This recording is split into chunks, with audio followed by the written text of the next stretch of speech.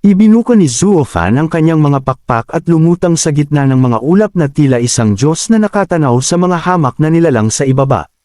Sa kanyang kamay ay mahigpit niyang hawak ang isang pusong patuloy pang tumitibok, habang ang dugo nito ay walang tigil na tumutulo.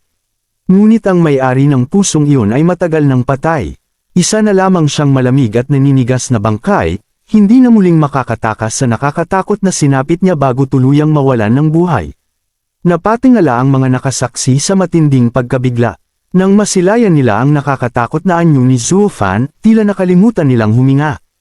Halos mahawakan ng takot na bumalot sa mga gwardya ng Yuming Valley. Sa isang hampas lamang, namatay ang kilalang Insidious Demon, ang pinakadakilang elder ng Yuming Valley, ang 7th Elder. Hindi makapaniwala si Exe Tianyang sa kanyang nasaksihan, habang maging ang 8th Elder ay nabalot ng takot habang nakatitig sa binatang lumulutang sa himpapawid. Isa siyang tunay na halimaw, mahinang bulong ng 8th Elder. Bahagyang pinakawala ni Zuofan ang kanyang kamay at bumagsak ang puso sa lupa na may basang tunog. Ngunit ang simpleng kilos na iyon ay tila humawak sa puso ng lahat ng naroon. Habang ipinapilang ni Zuofan ang kanyang malamig na tingin sa mga tao sa ibaba, agad silang yumuko sa sindik, natatakot na baka sila ang kanyang susunod na puntiryahin. Ngunit natawa lamang si Zuofan. Mukhang nakatakas na naman ang taong iyon pabalik sa kanyang pugad. Muli siyang nakalusot. Bigla siyang sumisid pababa mula sa himpapawid, dahilan upang magtakbuhan ang mga tao sa takot. Ngunit dumaan lamang siya sa tabi nila at pinulot si Zuning Siang. Napasinghap si Zuning Siang bago siya binuhat ni Zuofan patungo sa mga ulap. Kasunod nito, kapwa sila naglaho sa isang kidlat. Sa isang malawak na kapatagan sa labas ng Bluakspan City, sumiklab ang kidlat at lumitaw sina Zuofan at Zuning Siang. Dahan-daang ibinaba ni Zuofan ang dalaga sa lupa. Naguguluhan siyang tumingin rito. May bahagyang ngiti si Zuofan. Sinabi kong ilalabas kita ng lungsod, at nagawa ko na. Natupad ko na ang pangako ko. Ito ba ang mundo sa labas? Masiglang naglibot ang kanyang mga mata habang malalim siyang huminga. Ngayon lang ako nakalabas ng lungsod. Malaya na rin ako sa wakas. Masayang tumawa si Zuning Siang bago namula. Maraming salamat, Kuya Zuo. Walang anuman. Nagkasundo tayo, hindi ba? Sagot ni Zuofan. Pagkatapos ay bahagyang lumungkot ang kanyang mukha. Ninger, marahil ito na ang tamang oras para magpaalam. Aalis ka na. Biglang itinaas ni Zuning Siang ang kanyang ulo at agad na tumitig sa kanya. Saan ka pupunta? Napabuntong hininga si Zuofan. Hindi ko rin alam. Marami pa akong kailangang gawin. Kailangan niyang hanapin ang Lightning Canyon, ang naiwan ng Heavenly Sovereign, at maghanap ng mga eksperto upang palakasin ang Luo Clan. Wala pa siyang malinaw na direksyon, ngunit alam niyang kailangan niyang magpatuloy. Nang makita ni Zuning Siang ang kanyang determinasyon, mahina siyang nagsalita. Kuya Zuo, maaari ba akong sumama sa iyo? Hindi. Agad siyang tinanggihan ni Zuofan. Sa kasalukuyan mong lakas, masyadong mapanganib ang mundong tatahakin ko. Yumuko si Zuning Siang sa pagkadismaya. Alam niyang magiging pabigat lamang siya kung ipipilit niyang sumama. Ngumiti si Zuofan at ginulo ang kanyang buhok. At higit sa lahat, kailangan ka pa ng iyong angkan.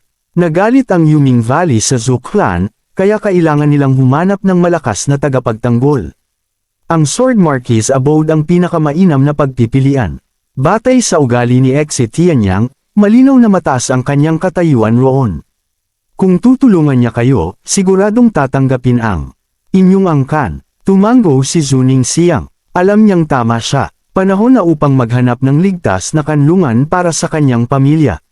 Hindi niya maaaring talikuran ang kanyang ama at mga kapatid para lamang sundan si Zuofan. Ngunit kahit alam niyang tama ang lahat, hindi pa rin niya maiwasang malungkot sa kanilang paghihiwalay. Hahaha, Holam, munting kapatid. Muling ginulo ni Zuofan ang kanyang buhok bago tumalikod at naglakad palayo. Namuo ang mga luha sa mga mata ni Zuning Siang. Kuya Zuo, kailan tayo muling magkikita? Hindi lumingon si Zuofan. Itinaas lamang niya ang kanyang kamay at kumaway. Kapag muling kumislap ang Thunder Ring. Habang siya ay papalayo, sabay na kumislap ang Thunder Ring sa kanilang mga daliri. Sa ibang lugar, nakatayo ang 8th Elder sa tabi ng bangkay ng 7th Elder. Pinagmasdan niya ang walang buhay na katawan ng matagal niyang kaaway, ang taong pumutol sa tatlo niyang daliri noon. Nang maalala niya ang kahindek-hindek na pagkamatay nito, bahagyang gaman ang kanyang pakiramdam. Oh, Seventh Elder, sino ang mag-aakalang ganito ang magiging wakas ng isa sa mga dakilang tao ng Tianyu Empire? Napansin niyang ang mga gwardya ng Yuming Valley na nakaligtas sa pananalasa ni Zhuo Fan ay nagtatakbuhan na palayo, ni hindi man lamang inintindi ang bangkay ng kanilang elder. Tanging malamig na hangin lamang ang humahaplos sa mapuputing buhok ng bangkay na nakahandusay sa malamig at wasak na lupa. Nanatiling nakadilat ang kanyang mga mata kahit wala na itong buhay. Samantala, nakatitig pa rin si Xe Tianyang sa direksyong niliparan ni Zhuo Fan. Pagkaraan ng ilang sandali, napasimangot siya. Lintik na bastardong iyon. Mabuti nang pinatay niya ang Seventh Elder, pero bakit pa niya isinama si Ninger? Tianyang, tulungan mong ibaba ang mga tao. Dadalhin natin sila sa Sword Marquis Abode upang magamot.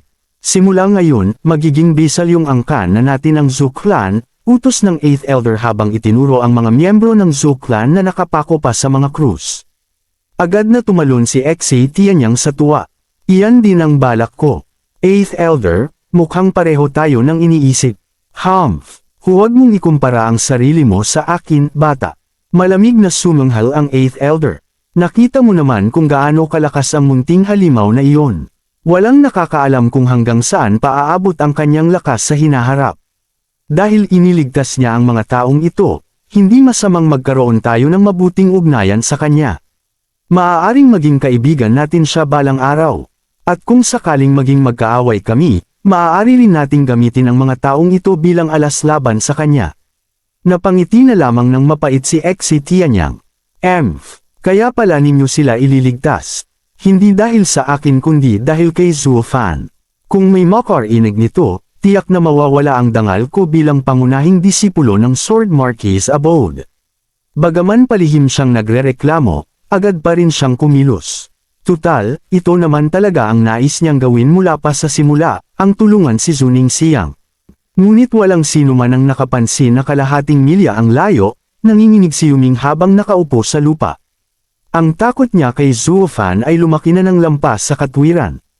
Unti-unti itong naging isang heart demon na maaaring hindi na niya kailanman malampasan. Bastardo, pangatlong beses na ito, ano bang kasalanan ko sa iyo? Kahit saan ako magpunta, sumusulpot ka para pumatay. Noong huli, 2 elder ang pinatay mo. Ngayon naman, ang aking guro. Isa kang tunay na halimaw. Paulit-ulit niyang isinumpa si Zhuo Fan sa kanyang isipan. Ngunit sa tuwing naaalala niya ang malamig na mukha nito, lalo lamang siyang nanginginig sa takot. Thank you mga boss. Dito na natapos ang chapter na ta. Stay tuned lang, ini-edit ko pa ang susunod na chapter. Like and subscribe para updated kayo sa mga upload natin.